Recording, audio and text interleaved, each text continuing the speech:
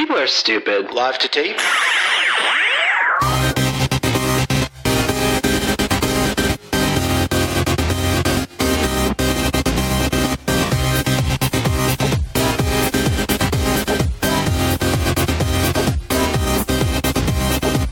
Welcome to Millennial 447. I'm Andrew. I'm Laura. And I'm Pamela. It's our penultimate episode of the year. I can hardly believe it. I know. Another year gone. We're about to be in the 5th season. Yeah. I hate that we do seasons.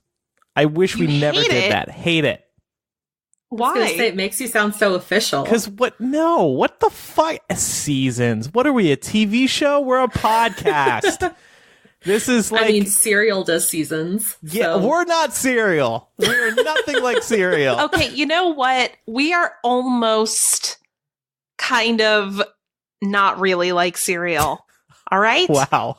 But so here, like, I find this shocking because we've been doing this for almost 5 years now, and you're just now raising this grievance. No. Well, yes, but you just raised season 5, and that reminded me what I've been thinking about in recent weeks, actually. I wanted to complain about it here on the show. What if the first episode in 2019 were just like, hey, welcome to Millennial episode 230? Like, it's just, we reverted back to numbers. I think that would be way too confusing. Yeah, everybody would be like, what happened to the other 229 episodes I didn't get in my subscription? We've established a trend, and it's too late, and we can't change it. That would be hilarious, though. We just, like, don't address it at all. We're just, like, just being episode 230. And then we can drop the hashtag in our name because the other millennial doesn't run episodes anymore.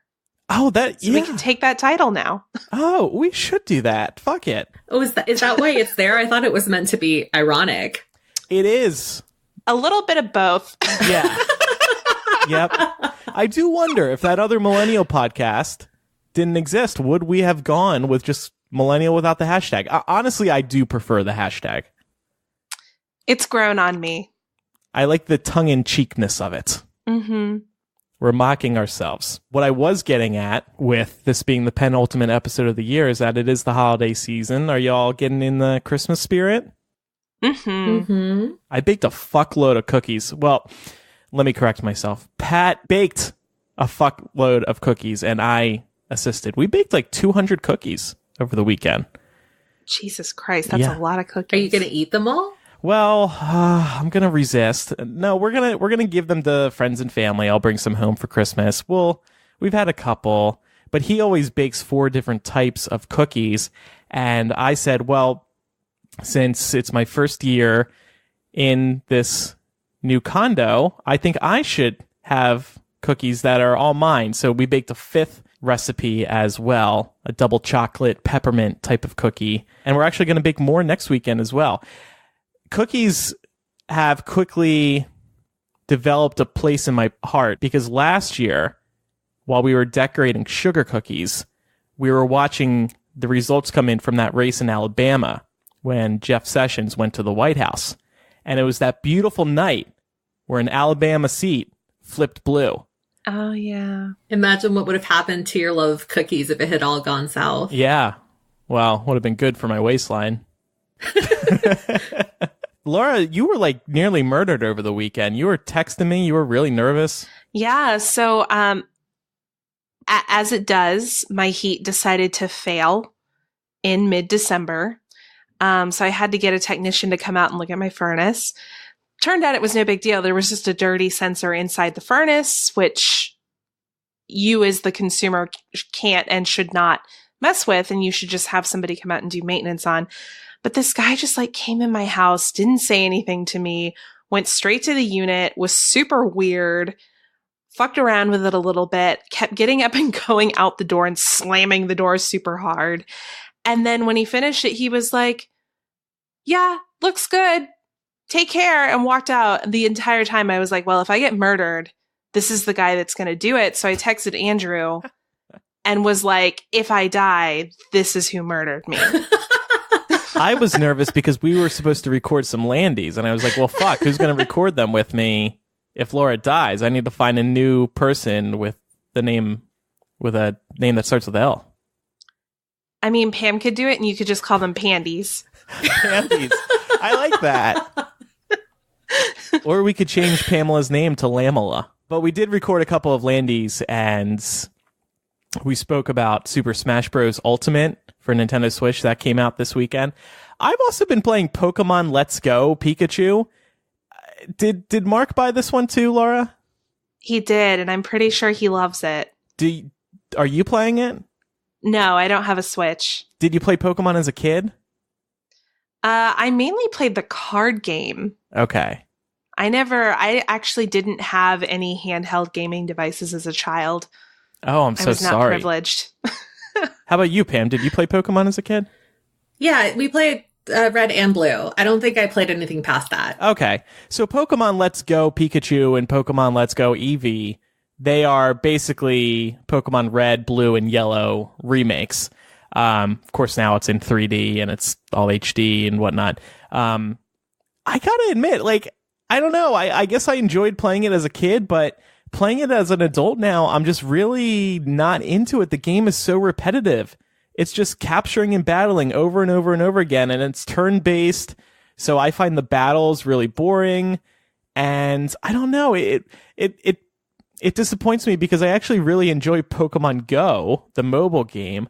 I love finding and capturing new Pokemon, but then Pokemon Let's Go, which is, like I said, just a remake of Red, Blue, and Yellow, I'm just underwhelmed. Meanwhile, Pat is completely obsessed with it, and it sounds like Mark is too. I just want something more challenging. Yeah, but I think what most people were looking for in this game was the nostalgia factor, right? Yeah. It seemed like that was what all of the marketing was geared towards. Yeah, that's true. Well, the nostalgia isn't working on me. I am enjoying Smash Bros. Though. Yeah, as I've said before, I've never really sat down and played Smash for any extended period of time. I got my first chance to do that over the weekend, and it was so fucking fun. I was getting real pissed off, too. Mm-hmm. We were playing with some of our friends, and they'd punch me off the stage, and I was like, oh, no, I'm going to up-B that. Fuck you, motherfucker. I'm going to get back over there and kill you. Wow. It was so much fun. Super Smash Bros. When it first came out, I think for Nintendo 64 was a revelation. Oh my god, I can make Mario and Luigi fight each other? What the fuck? And I can make Mario fight Pikachu? Somebody from a completely different game? It was just wow, this is so scandalous. And still today, it's so much fun. God bless Nintendo. Okay, well, we do have a lot to get to today, but first, a word from this week's sponsor. They are Policy Genius. This week's ad, I will also guess, is approved by Obama. Did you guys see Obama's message today? Yeah. God, he's so fucking cool. Isn't it incredible how the previous president wants us to get health care, but the current president does not want us to get health care? I said this last year, too. Trump just wants to see Obamacare fail. Mm-hmm. So he doesn't encourage people to sign up during open enrollment. I know, but it gives me such joy to see Barack coming out into the world and being like, yeah, fuck that guy. Mm-hmm. Don't listen to the Orange Menace. Listen to me, America's dad. The voice of reason. Yeah. The one who wants you to be healthy and survive. The one who doesn't want you to die. Yeah. What a low bar Trump can't even cross. Anyway, if you're looking for health insurance, you should check out Policy Genius. We've spoken about them before. We all need insurance for our home, our pets, our health, our cars, our life. Life insurance isn't the most enjoyable thing to think about, and most people don't like thinking about dying or even taking care of yourselves, going to the doctor. In regards to health insurance, we don't love thinking about that, or getting dental insurance either. Ew, dentist. That's been well documented here on the show. But having these is really important, and it's a really good feeling. It's nice to know that if anything were to happen to you, you're going to be covered. Policy Genius is the way to quickly and easily compare quotes from the top insurers to find the best policy for you. It's a beautiful and simple website that they have. I've been looking at Policy Genius to shop around for health insurance policies, and it was very easy to look at the different options and get directed to the right place. Policy Genius has helped over 4 million people shop for insurance, and they've placed over $20 billion in coverage. If you care about it, they can cover it. Like I've said before, life insurance is the one they've been really encouraging people to look into, since most people don't think about it. So if you've been avoiding getting life insurance because it's difficult or confusing, give Policy Genius a try. Just go to policygenius.com, get your quotes, and apply in minutes. You can do the whole thing on your phone right now. Listen to Obama. Go to policygenius.com right now. Find health insurance, find life insurance, and you will have peace of mind. Policy Genius is the easy way to compare and buy life insurance. All right, we have some emails from our listeners today. Isn't that right, Laura? That's true. The first one comes from Ashley. Ashley says, "Hi all, I'd like to share some comments in response to your discussion of genetically modified babies. While I agree with the premise that designer babies are a really bad idea, I can't help but think of how this technology could help families like mine. My 1-year-old son was born with a congenital heart defect. It was diagnosed in utero. I would give anything and have paid any price to have been able to keep him from enduring open heart surgery at 2 weeks old, then spend 6 days on life support, dealing with the subsequent opioid withdrawal from all the pain meds and sedatives and the lifetime of surgeries and procedures he will undoubtedly have, especially since Republicans seem hell-bent on making sure insurance companies are allowed to deny or overcharge him for coverage. Just another perspective on this controversial issue. It's easy to joke about babies with superpowers, but for parents with medically complex kids, normalcy is a superpower our kids will never experience. Does the ethnic dubiousness of engineering blue eyes or a particular skin color outweigh the benefits of a world without certain diseases or conditions? I'm not sure what the answer is, but I've spent enough time in hospitals at this point to want to eliminate the suffering that goes on there. Thanks for the show." Well, thank you, Ashley, for sharing that. That is a great point. I think when we spoke about it on the show last week, we were just trying to have put a unique spin on the discussion and have a little fun with it, even though it could provide some seriously incredible benefits. Yeah, I agree with that. And I think, as I said as well last week, I am in favor of something like this as long as there's some pretty strict ethics guidelines attached to it. Obviously, Ashley's case is one where this kind of technology would be life-changing and is worth looking into. But then when you look at other cases, such as the doctor who used the CRISPR technology and did not adhere to any kind of ethics guidelines, you see children that were sort of experimented on, and now we don't really know what the effects are going to be. And he very well could have opened a Pandora's box of other unforeseen adverse health effects. So I think that's why it's important that we pump the brakes on it and just approach this with very careful consideration. Amy adds to that, I have been torn on the designer baby gene editing thing too. I definitely think ethic laws would be essential. I had to have my baby using in vitro fertilization using an egg donor because I have ovarian failure and don't produce any eggs at all. The thing that I am excited about is that the method they use to gene edit might be something they can do to already living people and not fetuses in the womb/petri dish. This would provide options for me to have babies that are actually genetically mine if I wanted to. That advancement is something that is sort of exciting to me. Absolutely. I'm excited for you just reading that. Yeah. Again, another point very well taken.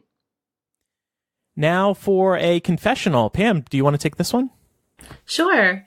This one reads, "I'm so embarrassed to be writing this to you all, but I just have to get it out to someone. Every week as I'm listening to you all, I get so jealous that apparently you all have really active sex lives. See, I'm married and I have been for 6 years. In the beginning, we had sex often. I fully understand that things can fizzle a bit over time, but now our sex life is quite literally non-existent. This is not my doing. I love sex, but my husband seems completely uninterested. I don't feel like I've changed much physically since we've been married, and we're both still in our 20s, so it's not like we're getting too old for it. I don't know if he just isn't interested in me anymore or if there are other issues. When we talk about it, he says he'll try to be better, but nothing ever changes. It's it's making me start to be very resentful of him. I don't want to sound like some sex-crazed fiend. It's not like I'm asking for daily sex. We literally haven't had sex in 2018. That's how bad it is. I just don't know what to do anymore. I'm very shocked by this couple being in their 20s. That's actually the part that surprises me the most. I mean, our 20s are part of our sexual peak, I think. I wonder how long they've been together before they got married, because I know somebody that married their high school sweetheart, and they went through a rough patch in terms of their sex lives, and their solution was to, I think they decided they were going to have sex like a certain amount of times throughout the week, or maybe it was like 2 weeks where they were going to have sex every day. And that's kind of how they decided to rekindle their relationship, because it was just so easy to be comfortable with one another, because they've been together since they were like 14 years old. Yeah. Yeah. I think the first thing you need to try and do, and I know it's hard because you're presumably a human being who exists in 2018 and sex is everywhere, being thrown in your face from all directions via the media. And of course, like this form of media, podcasting, social media, and God knows what else. But you have to try really hard not to compare your relationship to anyone else's relationship, because that's not going to do you any good. And all it's going to do is add on to the pressure that you're already feeling. I agree with you that not having sex for an entire year is reflective of an issue that needs to be addressed. It sounds like you've tried having this conversation before, but that maybe he's not hearing you. So if I were you at this point, I would be interested in pursuing therapy options, just to sort of get that third perspective from an unbiased party in the mix to maybe try and help you both understand better where the other one's coming from. And that person could also probably help you come up with some strategies to get around this. Also, it's possible that he might have something going on, personally, like, has he had any losses this year? Has he had a change in jobs? Might he be depressed? Like, there are so many different things that could potentially be impacting this. And chances are they have absolutely nothing to do with you. Right. Is he gay now? Maybe he's just not interested in sex anymore. Go ahead, Pam. Well, I was going to say, no, that this person made it a point to mention that they have not changed physically, but I don't think they mentioned if their partner had. And sometimes it's just as easy as reminding that person that regardless of, whether they have physically changed, you're still totally into them. Because especially if it's like a guy, I feel like it's like more programmed in society for guys to compliment girls, but it's not really something that we think to do the other way around, but that's equally as important. How about this? Why don't you just have sex with them? Just try and see what happens. Don't ask. Don't be like, hey, let's have more sex in the future, please. Pull them into the bedroom and just start making out with them and see where that leads. That's when I want to have sex, that's basically what I do. I'm not like, hey, so why don't we head over to the bedroom over there and go have sex? You just kind of like lead the person in there or surprise them in some way. Be in there naked when they get out of the shower. Stuff like that. I would, it doesn't sound like you are trying to actually initiate it per se. And maybe you should try initiating it. Or maybe they have and they're just tired of getting rejected. Yeah. But if that's the case, then there is a big problem here. And that's when I would definitely go into counseling. But first I would try to initiate sex. I mean, if he says he's going to try, but then is turning you down, like, that doesn't make sense. So good luck. Let us know. Keep us posted. We love getting follow-ups when we offer some advice. Mm-hmm. So speaking of our listeners, we also made an AP Choice post over at patreon.com/millennial. This post was for supporters at our Facebook official level. Learned last week that Tumblr is going to be getting rid of porn. Did you two hear about this? Oh, yeah. I did. RIP. It's very shocking. Tumblr is well known for porn. That's where a lot of people watch porn.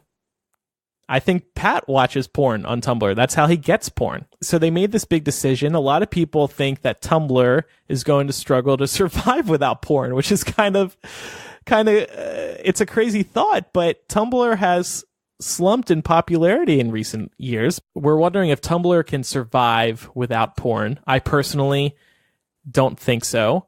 But we asked over on Patreon, where do you get your porn, and can Tumblr survive without it?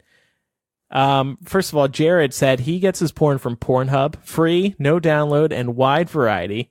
Very inclusive for all proclivities, ladies. Oh, I know.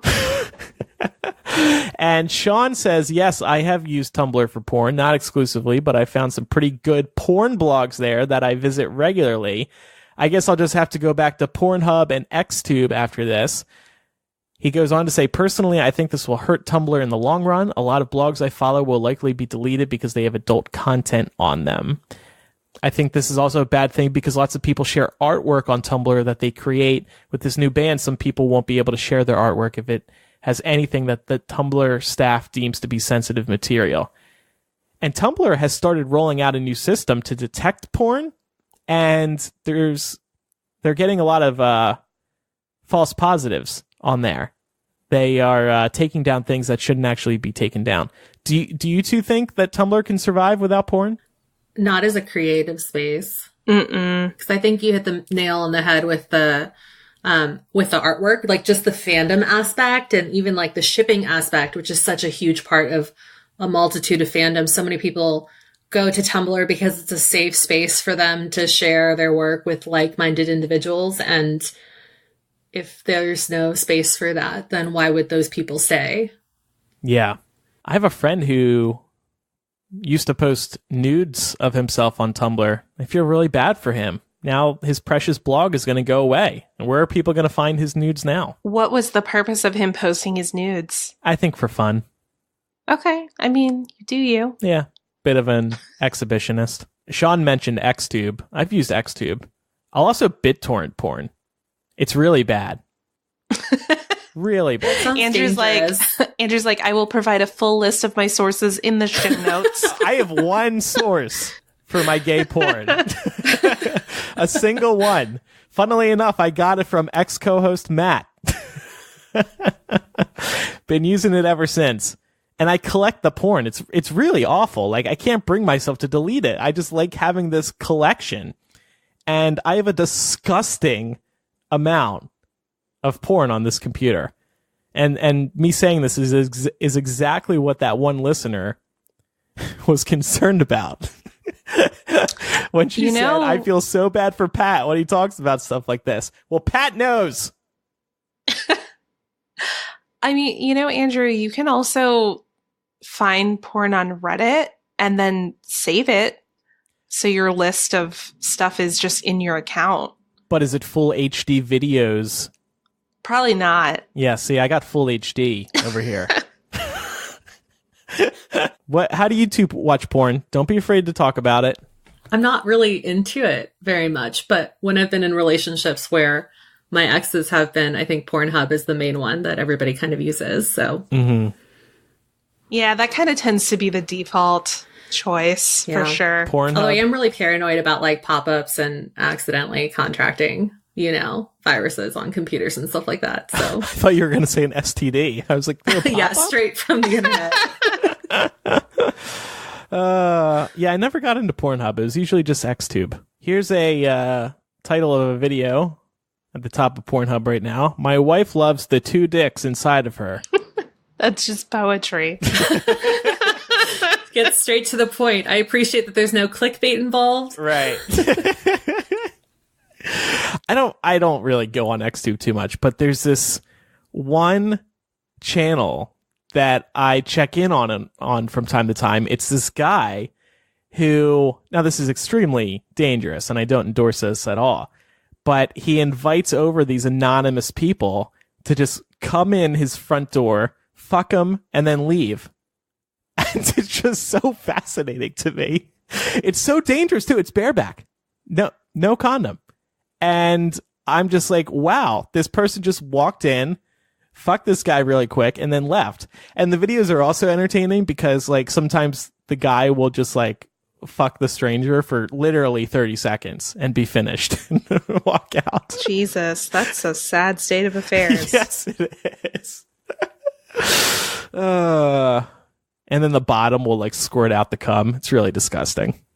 All right, well, thanks to our patrons for participating in that question. And rip Tumblr. all right. Well, just in case you need to get fresh after you get dirty, we wanted to take a brief moment here to talk about one of our sponsors. They're Scentbird, a luxury perfume subscription service, and they keep me smelling so freaking good. And I get all the compliments everywhere I go. For my scent, I chose Juicy Couture's Viva La Juicy Noir. And the other day at breakfast, our server remarked that someone at the table smelled really good. And I tried to be diplomatic and suggest that maybe it was Mark, but our server gave me this bitch please look and said, no, it's definitely you. Scentbird has 450 designer brands and you can choose one every month. These are the real deal. So try exactly the brands you want. Just choose a perfume or cologne and they'll send you a 30-day supply. That's 120 sprays, so you'll always smell amazing. Shipping is always free, so you can skip that along with the department store and pushy salespeople. Pam, I know you've been using Scentbird. How's that been working out for you? I have. And like you, I've been getting mad compliments from strangers, which is really flattering. Specifically, whenever I wear the scent Pinrose Wildchild. The Pinrose is the brand and Wildchild is the name of the scent. It's actually very springy, so it smells a lot like gardenia, and it's sweet but not too sweet. And I notice that every time I step out of the house wearing that, everybody's like, you smell really nice. Say thank you. Yeah. Thank you, definitely. Scentbird. That's why we definitely recommend scentbird.com. That's SCENTBIRD.com. With this exclusive offer, you'll get 50% off your first month today. That's only $7.50 for your first perfume or cologne. For 50% off your first month, text 246810 with code MILL. Text code MILL to 246810 to get 50% off your first month using Scentbird. 246810 and text code MILL. Sign on, smell great. Ooh, love that tagline. Mm-hmm. I used a Scentbird last week while giving a presentation, and I felt confident, while doing it. So on to some news now. I'm on a sex kick this week. I'm sorry. I teased this last episode, so we have to talk about it this week. It's really interesting. There's this trend that's been going on called cyber flashing. And like I said last week, this is where a stranger will airdrop you, if you have an iPhone, a picture of their dick while they're near you. Has this happened to either of you?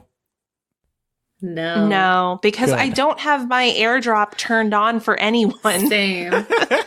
So even I could not flash you a dick pic. It sounds like. You could, because I have it on for my contacts. Okay.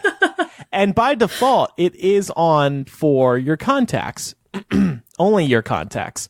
So how this works is it's a feature exclusively on Apple phones that is supposed to make it easy to send pictures, documents, etc. from one phone to another. It is easier than texting because if you do airdrop a photo, it'll be transferred right into your Photos app and it'll open up there for you. So it's just a lot more convenient and it's instant. It's not as slow as texting photos is. But anyway, it's cyber flashing has grown out of control, especially in large cities like New York and Toronto, where creeps are regularly sending their pornographic pics to their fellow commuters or subway riders. In fact, this technology-enabled form of sexual harassment has become so common that last Wednesday, the New York City Council introduced a legislation explicitly making cyber flashing a crime, punishable by a $1,000 fine or up to a year in jail. So it comes down to Apple. Like I said, and as Laura has on her phone, by default, You can only send and receive to contacts in your phone. However, you can open AirDrop up to everyone. And I guess a lot of people end up doing this because they might be at work with somebody, let's say, and they don't have that person's number in their contacts. So they just open up AirDrop to everybody. I think a lot of people end up doing this because sometimes I'll be out and about and I happen to open up AirDrop for some reason and I'll see a bunch of different phones. And with so many Apple devices out there, it's just inevitable that that a lot of people are doing this. And here's the stupid thing, and this is maybe what Apple needs to change in a future operating system. If your AirDrop is open to anyone, somebody can AirDrop you a photo, and that photo just pops up with no warning whatsoever. Mm-hmm. And that is why this flashing trend has come about. So what Apple needs to do is not throw that picture in your face when a request comes in. Yeah, I don't see why they couldn't implement a pop-up to appear saying, hey, somebody who's not in your contacts is trying to send you a picture. Do you want to accept this, yes or no? Yeah. So at least you're then given the option to be like, I don't want that dick. Yeah. Oh, a stranger trying to send me a photo? This can't end well. I'm going to decline this request. So people have actually been split on this matter. Some of those interviewed in this New York Times story said that when they were targeted with dick pics, they felt like they had just been punched in the gut, rightfully so. And then others said that when it happened to them, they thought it was funny and that it felt more like a gag or a prank than actual harassment. But I'm on the side of people who are feeling like they've been punched in the gut, or another person who said that they were utterly disgusted. I mean, that is a very personal thing to be showing up on your phone unwanted. How would you two react if this happened to you? Would you take it seriously or laugh it off? I'd roll my eyes. Yeah, I don't know if I would. I would never think to go to the authorities to say, hey, somebody just like dropped a dick into my phone. But I would feel a little bit like my privacy was violated. Yeah. Mm-hmm. Definitely. I mean, you can't, like, as it stands right now, if somebody grabs your ass when you're out walking around in public, you probably don't go to the police either, because what are you going to say? Like, or like wolf whistling, you know, I feel like women are just programmed to take so much, even though we shouldn't. Mm-hmm. But I mean, at least in this case, you have evidence. Yeah, that's true. And I guess they could trace it pretty easily. So yeah, you have their fucking phone number or email address. I think the most creepy part about it is that you know that person is nearby, and they don't necessarily know which phone they sent it to. So I'm just imagining a scenario on like a train, and they're just looking around to see who's like reacting to suddenly getting a dick. Yeah, see, that would trigger my anxiety, because I would never think that they were just like not soliciting me particularly, or just like anybody that would open it, you know? Yeah. I would just feel like it was a direct attack, and yeah, I would feel really anxious because I wouldn't know who it was. Yeah, I agree. How do you two feel about New York City criminalizing it? Do you think it's the right move? Yeah. Mm-hmm. It is a form of harassment, and we could certainly have a discussion about degrees of harassment and where this ranks there. But at the end of the day, it is sexual harassment, and you should have to pay a fine for doing that. I mean, a year of prison time, I can't actually imagine anybody truly spending that. I feel like they would either pay the fine or get it dismissed by a judge for doing something like community service. But there should definitely be a penalty involved. Mm-hmm. I'm also thinking about kids accidentally receiving these. Oh, that's a good point. I wonder if the charge goes up then, because isn't it technically? Yeah, that's exposing yourself to a minor. Yeah. Ooh, it's like pedophilia. Yeah. That's the word. Oh man, people are just really, really stupid. But I would shake my head, but I would also be like, oh good, I have a story to tell on Millennial. Somebody tried to send me a dick pic on the train. I'm sure it would be funny later, but yeah, at the time, it'd be a little terrifying. here's a weird train story. I don't think I've spoken about this on the show before. So I'm riding somewhere here in Chicago with Pat, and they have a great train system here. I love it. And I really haven't had many weird stories from the train.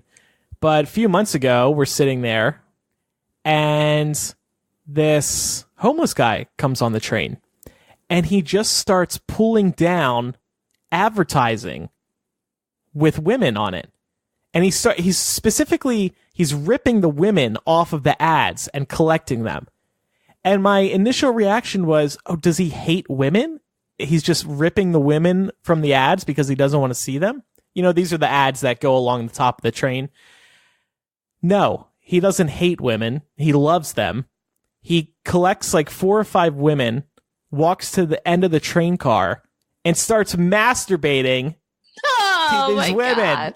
Are you kidding? No. Oh my God. I was like, holy fuck. And I was laughing because I was just like, wow, I thought he hated women, couldn't bear the sight of them. But no, he was collecting them to go jerk it. There was this little like wall where he could do it without his dick being in view, but it was very clear what he was doing. And oh my God. Oh my God. You know, at least he attempted to be discreet.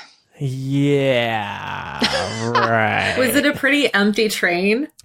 I would say yes, because I'm kind of on the north side of Chicago, and so people starting here and going into the city, there aren't many, especially like at the end of the day. So yeah, it wasn't too busy on the train, but I mean, there were definitely people besides us in the train car. Damn. Yeah. Anyway. So here's something else that we can be up in arms about. Last week, a Lion Air crash off the coast of Indonesia left 189 people on board dead. And the aircraft was actually a Boeing 737 MAX. It's the latest in the manufacturer's popular 737 line. So ever since this happened, Boeing has been conducting its own investigation into the crash, but they haven't released their full findings yet.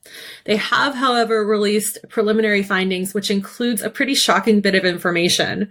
So it turns out this jet's flight monitoring system is prone to misreading or miscalculating flight data, and the glitch causes the plane to abruptly go into a nosedive if it happens, which is absolutely horrifying.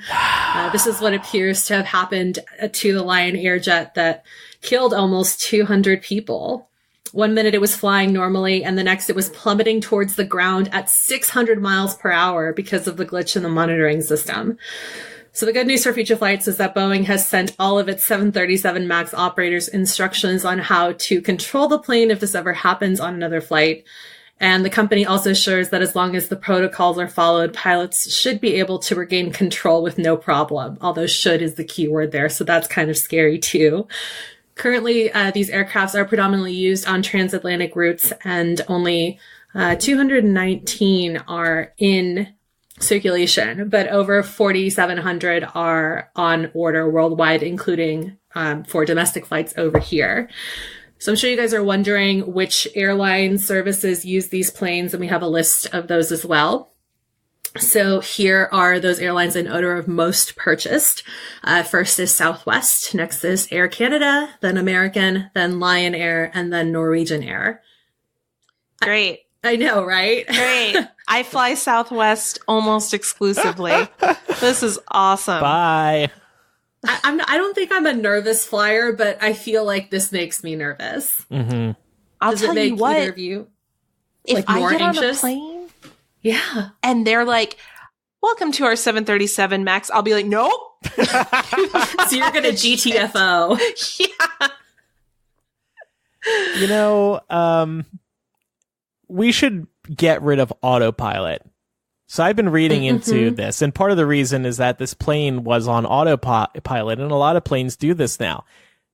There are 2 pilots in the cockpit. Let's keep them busy by keeping their hands on the wheel and the other instruments in the cockpit. They should be the ones flying. I don't trust these robots to be flying the plane for me. Now, these autopilot planes, the pilots can always take over. And that was the case here. They could have taken over, but they didn't know what was going on, or it was too late. I don't trust autopilot, and I think that needs to go. That's actually a really good point, because my stepmom is a part-time flight attendant now, and we were talking about her job the last time I had dinner with her, and I mentioned something about, pilots, and she goes, "Oh no," she was like, "They do nothing. They're mainly there for, to be figureheads, but it's so easy that I could do it." Ugh. And she's not a trained flyer. Like, that's how easy these autopilot systems are. She's like, I could tell you exactly what buttons to push. Wait, so do the autopilot systems handle takeoffs and landings too? I'm not sure. We actually didn't get into that, but I thought it was pretty terrifying for her to say it's so easy I could do it. She's only been an airline attendant for not even a year. I mean, she's a smart lady, but also it doesn't really make me feel better about getting on a plane. Right. I'm reading that the pilot will handle takeoff and then initiate the autopilot to take over for most of the flight. I don't like that. Why do we need that? Who needs that? That should be a backup in case the two pilots die for whatever reason while flying. I mean, like if someone has to go shit or something. Yeah. We have two pilots in case one of them, God forbid, something happens to them on board. So that autopilot should be the third pilot. Good point. Well, I fly United, so I'm glad that United didn't buy any of these planes. And I fly JetBlue, so I think I'm safe for now. Frankly, I think all these planes should be halted until they figure out what exactly went wrong. These planes are going to continue flying. Yeah, no, I don't want a patch, right? Right. Like, I don't want the FAA's patch. I want it to just not happen. Yeah. Mm-hmm. This is one of those things that I'll now be thinking about every time I'm on a plane. Yep, along with Elisa's old story about planes going down. I'll bring some porn with me. Maybe that'll soothe me. That'll help. That'll go over well. Airdrop some dicks on board. Andrew's dick took down this plane. I airdrop it to the pilot accidentally. He gets distracted. And that's what causes the crash. He's so overcome by what he sees. Well, if you want something even more disturbing to think about, we do have a hidden from the headlines story. In this story, the U.S. State Department has confirmed reports of mass internment camps in China for Muslims.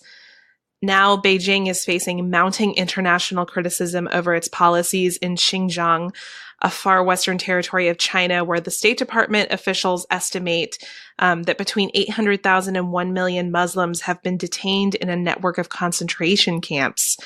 The camps represent China's increasing authoritarian rule, as the Communist Party has been on a campaign in recent years to stomp out any and all belief systems that butt heads with communist ideals, including religious belief systems. Now, Christians, primary Catholics, have also been targeted, but the vast majority of the camps are for detaining Muslims. This is probably because there's a long history of Muslims being oppressed in this region of China. The Muslims in question are specifically Uyghur Muslims, who are ethnically Turkish or Kazakh. And this is a group, an ethnic minority in China that has never been considered to be true Chinese, despite them having lived there for centuries. About 11 million of these Uyghur Muslims live in this region of China, and with more camps being built as we speak, there is a fear that all 11 million will eventually be interred or worse. Wow. Yeah. It's pretty fucking horrifying. China insists that these people are simply being given, quote, free vocational training to help them become skilled laborers, and that it also helps China because this province faces a lot of terrorism. So they're doing this to keep the region safe. Oh. This gives me such throwback vibes to the Japanese internment camps. Mm-hmm. After the Japanese attack on Pearl Harbor. Yeah, I was going to say, that's the first thing I thought of too. Yeah. Because that's local history for us up in San Francisco. And it's not, it wasn't right then. It's never been right. And it's horrifying that it's still happening. Yeah. That is the most disturbing thing. How could people still think this way? it really goes to show what people will sacrifice in the name of being quote unquote safe, right? Like, how many people will buy into this idea that, well, we have a lot of problems with this group of people, so just until we figure out what's going on, let's put them all in camps. Right. It's like we have a few pretty big events from the course of human history that should tell us that that's a terrible idea. One of which being the Holocaust, of course. Mm-hmm. Unfortunately, the world's not doing much about this yet. However, these reports were only just substantiated in the past 2 weeks. There's talk the United Nations might be calling for a convention to address this crisis. But ultimately, we don't think China will respond to any reprimands. We've seen examples of China not reacting to any reprimands from the EU in the past, especially when it comes to like Sudan. If anyone remembers the genocide that was being pretty heavily covered there in the early to mid 2000s, China had huge oil stocks in Sudan, and the UN was reprimanding them for that because they were funneling money to the Sudanese government who were killing all these people. And China just refused to comply because they don't care. So really, I think they're only going to respond to economic self-interest. And since the US is their biggest trading partner, we need to be able to leverage that if we give any shits at all about a potential Holocaust unfolding before us. So I know that's hard because so many of the goods that we buy in this country are from China. So it's unrealistic to tell people at home, just don't buy anything from China. But a good place to start might be to avoid buying items that are obviously advertised as being made in China.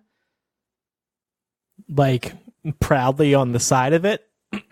Yeah, like have you ever seen the stuff that has the stickers on it, or like it'll be printed on the bottom, like made in China? Yeah. Is that like a rule? Do they have to do that? Because I feel like that doesn't really, it's not much of a selling point in America these days.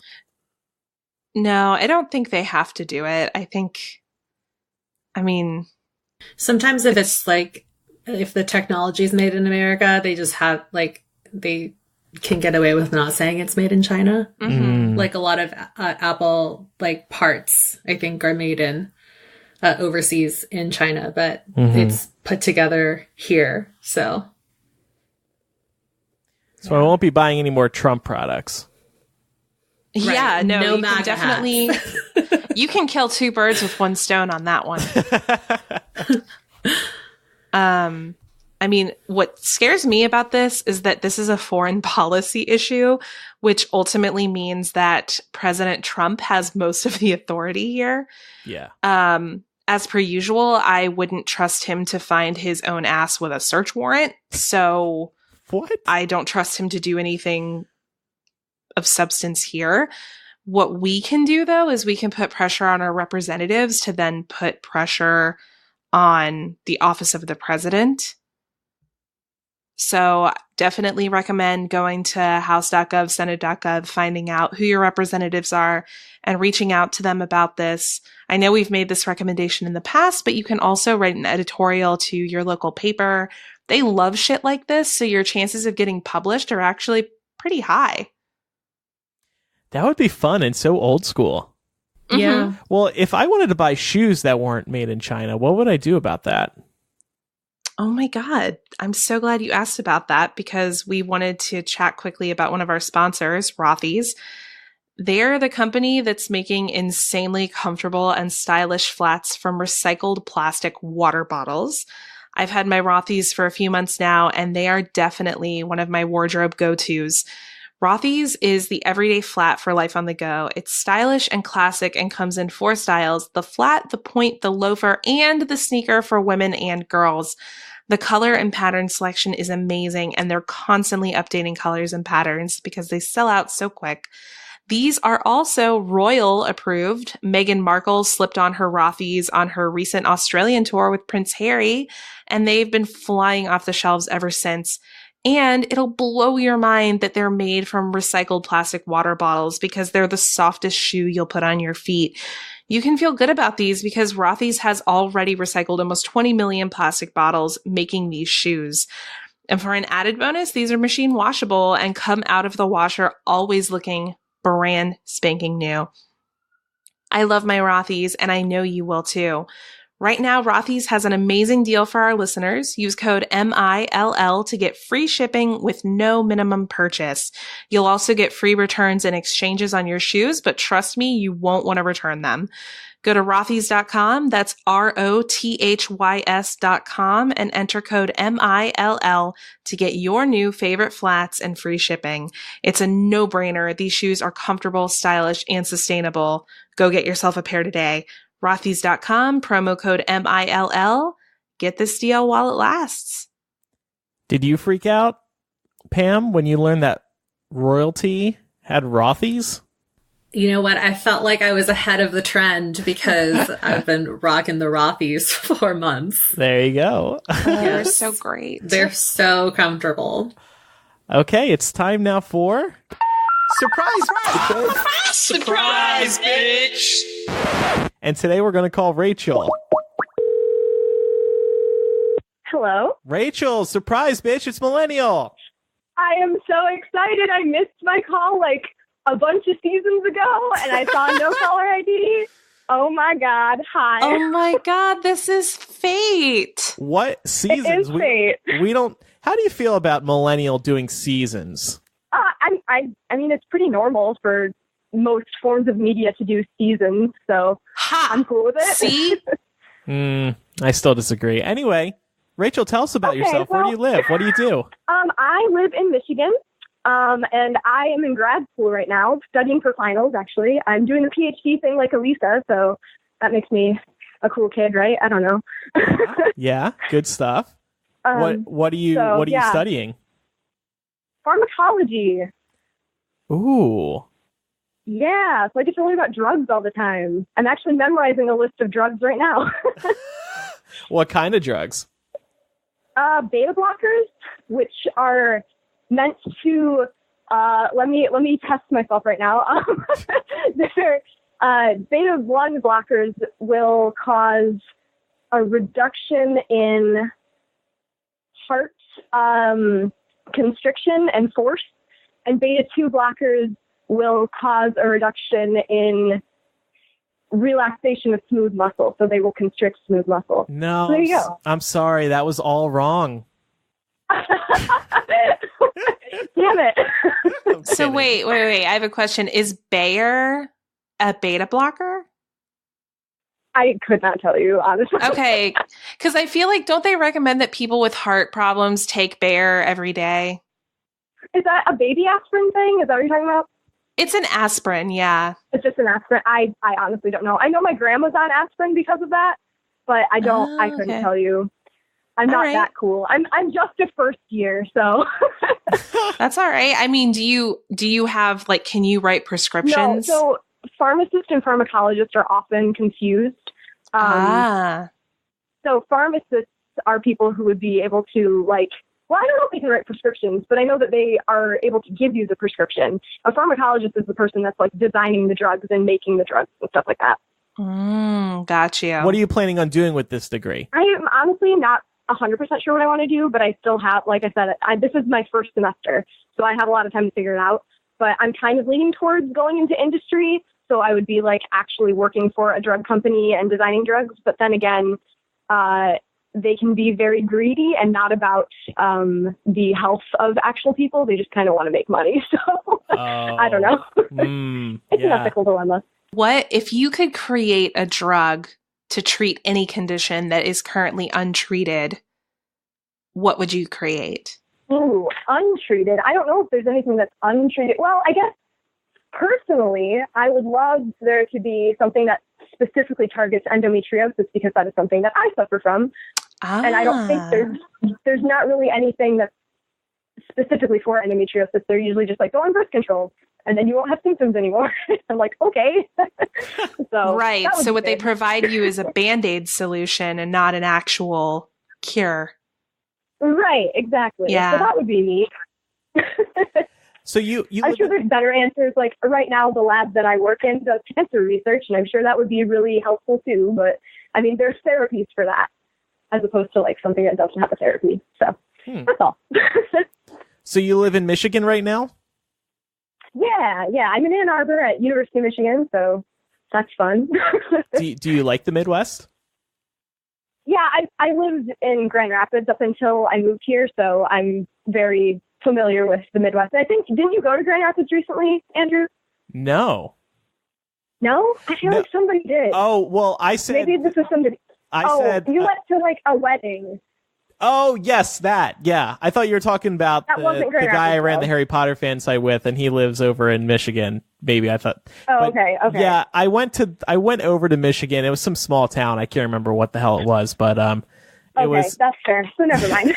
Not quite the same. No but you're in offense. Michigan, which is cool. Yeah. We were talking earlier about digital flashing. This is the phenomena of somebody airdropping a dick pic to you unwanted.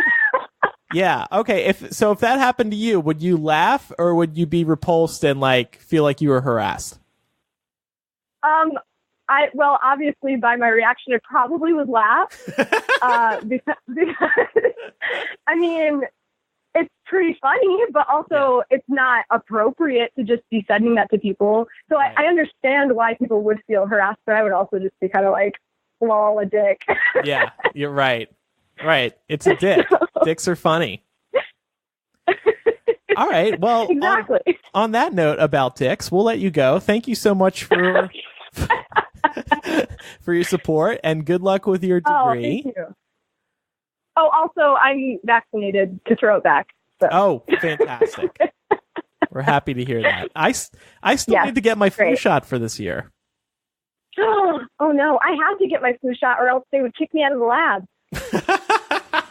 So, I have a sticker on my ID that says I got my flu shot. So, go do it.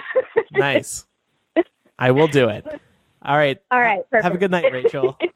Thank you for Yeah, your you support. guys. Bye. Oh, thank you, too, for just being awesome.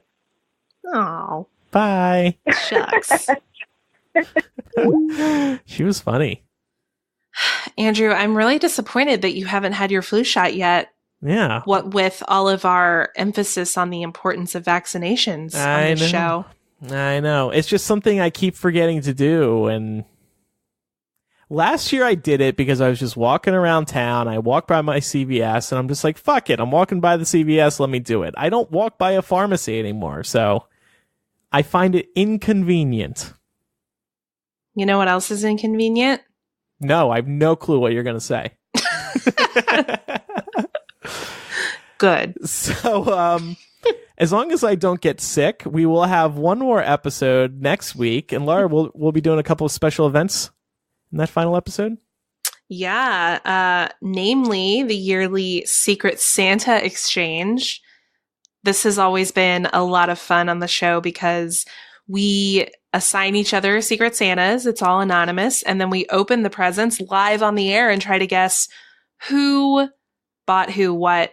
And you might notice that the way I described it sounds like we're going to be on video. That's because we are going to be on video. So you can tune in for our season finale live next week. Pam, surprise, we're going to be on video. I was going to say, I'm glad you mentioned this now because I will not show up in my pajamas. Well, you can wear pajama bottoms. That's what I usually do. I dress up from the waist up. And then you're naked from the waist down. You're like Winnie the Poohing it. Exactly. Exactly. I mean, I wear undies. That would be a fun twist. We're only wearing tops. Guess who doesn't have pants on? Yeah.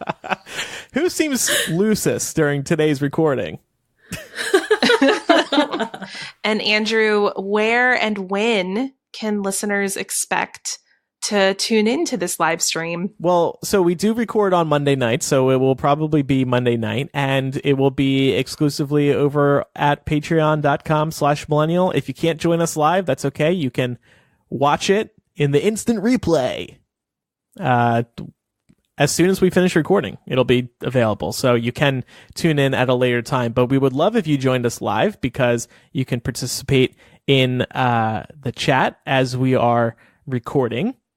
By the way, Griffin, who was listening live today, he said, I trust humans even less than autopilot. Getting back to our plane discussion. Who do you two trust more, humans or autopilot? I don't know. There's way too much error in both. Yeah, there's benefits to both. Yeah. Well, I trust humans more. I have a solid answer. Well, and speaking of something else to get people hyped up about our holiday episode, we will be announcing a special gift for our patrons. I'm trying to think what this is, and I honestly have no clue. You do, because we've talked about it. What am I forgetting? I can't. I'm sure it's great. I can't remember what it is. Text it to me. It is going to be great. It's going to make Millennial great again. Wow. Okay. Cool. And as always, when we go into new seasons, as much as I hate seasons, we do plan new things each year. So we'll be working over our 2-week break to figure out some new Patreon benefits and new elements of the show and all of that. We would love your support again over at patreon.com/millennial. One of our flagship benefits over there is After Dark. And today in After Dark, we're going to be talking about Christmas, Hanukkah, holiday etiquette. And we're also going to be talking about holiday firsts. And reading through today's show doc, it reminded me of a probably my most embarrassing Christmas moment. And it was only back in 2011. And it was awful. And I don't think I've ever told the story on the show before. So I'll tell that story, and it's going to bring back some weird memories, but oh well. Patreon exclusive. Yeah. Just opening my heart up yet again. So thank you to everybody who supports us. It does keep the show going. It keeps us with roofs over our heads. So we appreciate that a lot. Helps us pay our student loans. Yeah. Yes, exactly. Our closing song this week is a parody of Baby It's Cold Outside, based off of the discussion that we had about that song in last week's episode of After Dark. Oh, fantastic. I've been listening to that new Baby It's Cold Outside. Who's that by? Michael Bublé? Oh, and Idina Menzel? Yes. Yes. It's fine. I like the original more, though. Yeah. In a non-creepy way. All right. Thanks, everybody, for listening. I'm Andrew. I'm Laura. And I'm Pamela. See you next time. Goodbye. Bye. Okay, you're free to go. I've got to go away. Understood, no means no. This evening has been Super so very appropriate. nice. But I do understand My mother consent. will start to worry. Definitely text her right And Father will now. be pacing the floor. Here's the code and there is the so really I'd door. better scurry. I am gonna stand over Well, maybe here. just a half a drink You more. are in control of this The neighbors might thing. think. Invite them over if you like. Say, what's in this drink? Nothing but Sprite. I wish I knew how Just walk right out to the door. break the spell. I do know how to spell harassment. No, I sir. hear you loud and At least I'm clear. gonna say that I That's funny. That's good. Yeah. Yeah. Nothing but Sprite.